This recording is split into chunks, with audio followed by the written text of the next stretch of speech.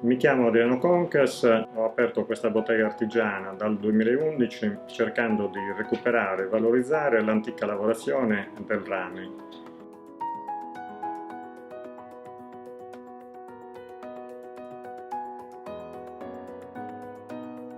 Ho scelto questo materiale perché sono sempre stato affascinato dalla tonalità dei vari colori che il rame assume durante i processi di saldatura.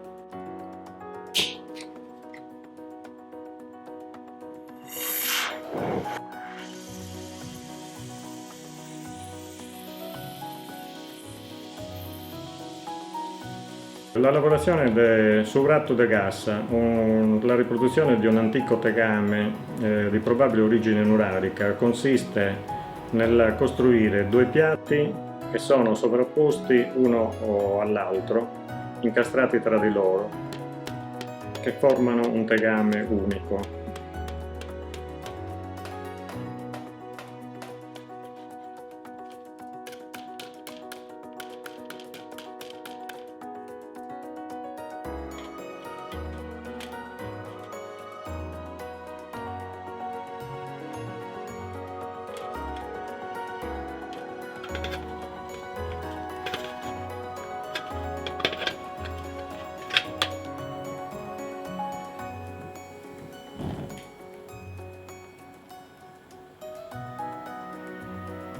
All'interno il rame viene protetto con una patina di stagno puro per evitare che l'acidità dei cibi che vi si cucinano vada direttamente a contatto con il rame.